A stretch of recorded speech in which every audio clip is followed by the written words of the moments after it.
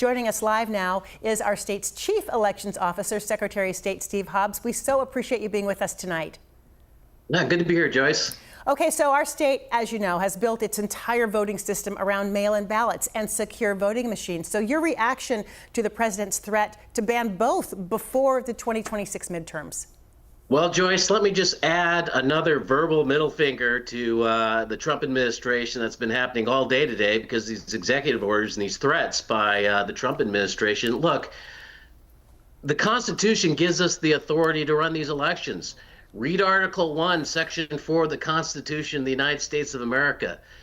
If Trump wants to change the elections the way it's ran here, pass a bill. But he can't do that because he can't even pass it out of a Republican-held Congress because even the Republicans in Congress know that's just a crazy idea to take away that authority from the states. So then what do you think is the end game here? What is gained by ending mail-in voting system? Why push for that? Quite frankly, I think it's a distraction from what's going on in Washington, D.C., because here in Washington State, our systems work quite well. In fact, Republicans and Democrats like mail-in voting. Yes, there's going to be a few of them that don't like it, but that's because of the far right wing that's been spinning up lies about elections.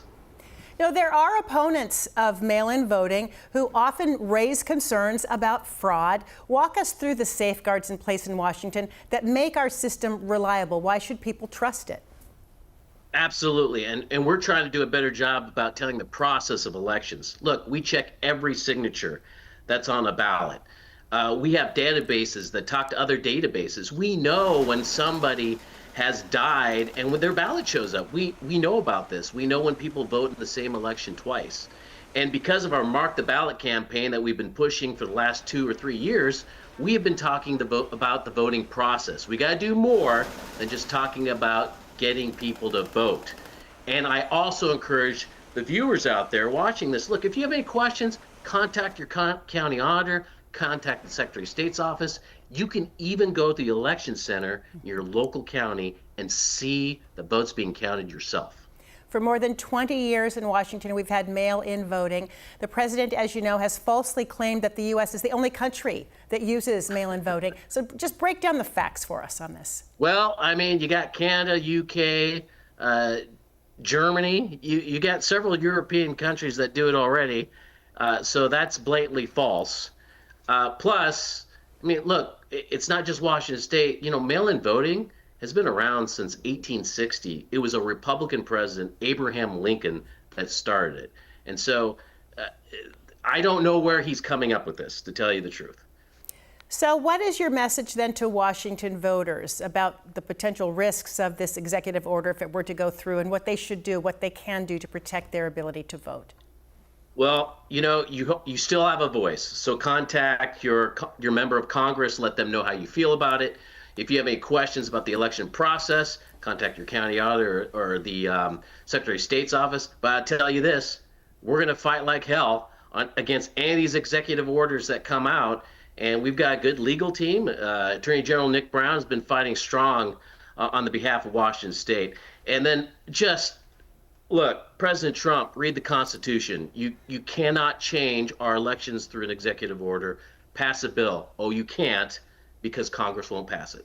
And then finally, my last question, hope I'm not putting you on the spot too much, but you know, we've been watching what's been happening with the Texas legislature. There are a lot of people who are increasingly concerned about what could happen in the 2026 midterms. Are you worried about that? Joyce, I hate the fact that you've got states who are redistricting the congressional maps just to get more, you know, of their particular party. And now California is thinking about doing the same. I wish both governors just wouldn't do this at all. It's just a sad state in our country that we are gerrymandering in the middle of it within the decade, you know, between the census, simply to change the numbers and change the power in Congress. It's just frightening. I hope that people would stand back and stand down from all this. So is that a yes or no to my question of whether you're worried or not? Oh, well, yeah, just me telling you this. I'm very worried about what's going on. Look, if you have any questions out there, Don't keep it to yourself. Don't spread it on social media. Contact your county auditor. Contact your Secretary of State's office. Verify your sources when you see it on the news. I think reporters got to they got to verify their sources. You need to do the same. Good advice. We are out of time. Secretary of State Steve Hobbs, we appreciate your time and, of course, your insight always. Thank you. Thank you very much.